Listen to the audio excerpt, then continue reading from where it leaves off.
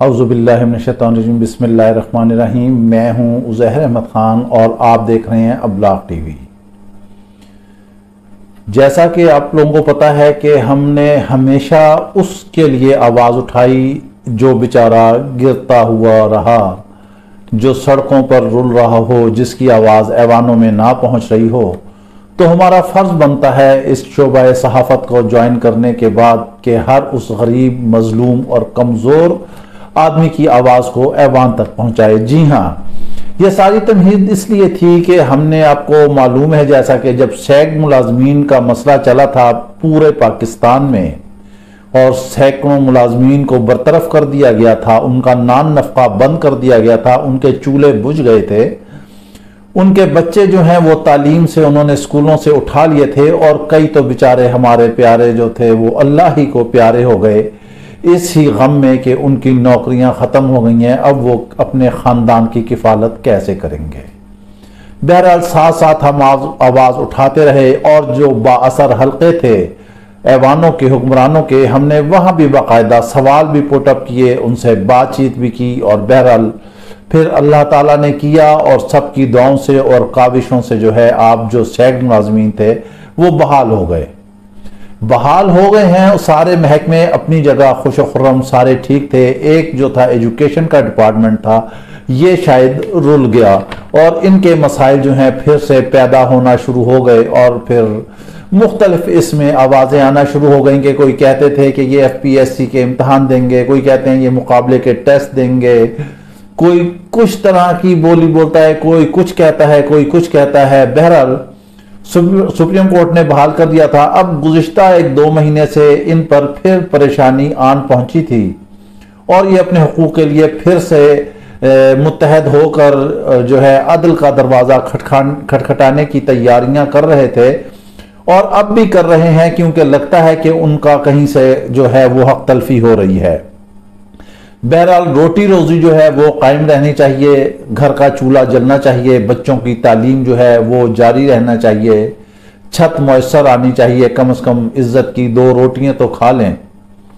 हमारा ही एक ऐसा वाहिद मुल्क है जहां पर असातिज़ा को जो है राने दरगाह किया जाता है, उन्हें जलील और रुस्वा किया जाता है, उन्हें ख्वार किया जाता है। उनमें ख़वातीन असातिज़ा भी हैं, मेल भी हैं, फीमेल भी हैं, उन्हें सड़कों पर रुस्वा किया जाता है। एक बैरून मुल्क है जहां पर उस्ताद का इंतहाई एहतराम होता है।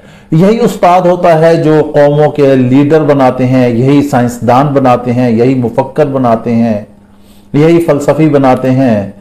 हर पढ़ा लिखा बच्चा जो है वो इन असातिज़ा के हाथों से ही निकलता है। लेकिन इस मुल्क में जितनी उस्ताद की नाकदरी है शायद दुनिया में कहीं भी हो।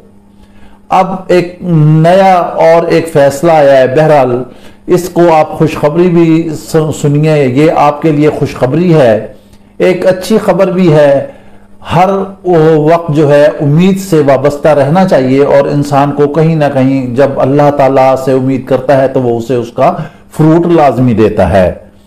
अब हुआ ऐसे है कि जो वफाकी निज़ामत तालीमात है उसने सुप्रीम कोर्ट के फैसले पर अमल दरामद करते हुए सैग्ड एम्प्लॉइज को 1996 वाली पोजीशन पर बहाल कर दिया है।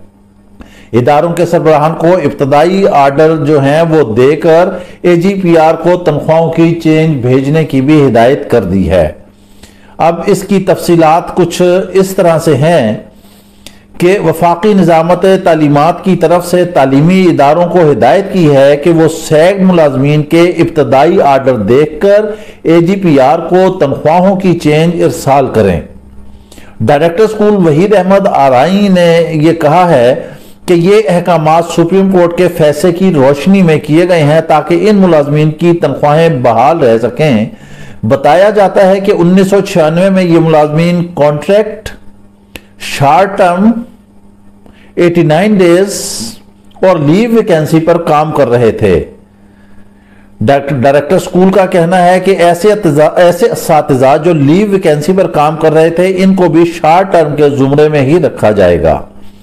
जो मुलाजमीन ग्रेड 1 और 2 के हैं सुप्रीम कोर्ट के फैसले के मुताबिक वो बहाल हो चुके हैं। इनकी तादाद तकरीबन कोई 50 के लगभग बनती है। इधर दूसरी जानिब जो है, जो इनकी बहाल शुदा असातिज़ा की एसोसिएशन है, जो उसके रहनुमा हैं राजा तसद्दुक़ ख़याम। ये हमारे बड़े अच्छे दोस्त हैं, हमारे बड़े इनसे अच्छे ताल्लुकात हैं। उन्होंने वफाकी निज़ामत तालीमात के अहकामात को के खिलाफ हाई कोर्ट से रुजू करने का फैसला किया है और इसी सिलसिले में वो असातिज़ा को तमाम मुतासरीन को मुत्तहद कर रहे हैं। इस सिलसिले में तमाम तर इंतजामात को हतमी शक्ल दी जा रही है। राजा तसद्दुक़ का कहना है कि माजी में कंप्यूटर टीचर्स, इंग्लिश टीचर्स को भी बगैर FPSC इम्तहान के रेगुलर कर दिया गया था। इसी तरह सैक्ड एम्प्लॉइज को भी रेगुलर कर दिया जाए। अब यहां सवाल क्या पैदा होता है? सवाल यह पैदा होता है कि आप 96 पे जाते हैं तो जाहिर है ये बेचारे जो 20-20, 25-25 साल, 18-18 साल ये नौकरियां कर चुके हैं, तो डेफिनेटली इनके उस सुप्रीम कोर्ट के अहकाम के मुताबिक इनके जो हैं वो स्केल रिवार्ड होंगे। इनकी जो है सीनियरिटी वो भी रह जाएगी, डेफिनेटली तनख्वाहों में भी जो है वो कमी होगी।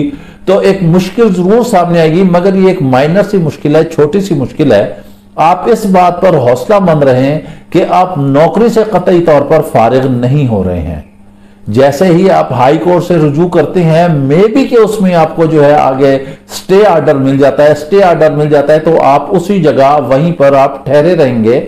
हमारे जो कानूनदान है, हमारे जो दोस्त हैं, हमने उनसे मशवरा किया और हमने उनसे पूछा, तो फिर उन्होंने बताया कि ऐसा इसमें घबराने की जरूरत नहीं है। सुप्रीम कोर्ट का फैसला आ चुका है। वफाकी निज़ामत तालीमात के हवाले से मुतासिरीन हाई कोर्ट जाते हैं तो यकीनी तौर पर अदलिया जो है वो सुनेगी। हमारी अदलिया जो है वो उसकी सुपरमेसी है, बगैर किसी दबाव और उसके तहत फैसले देती है। जैसे कि पहले भी फैसले किए, आप देख लें।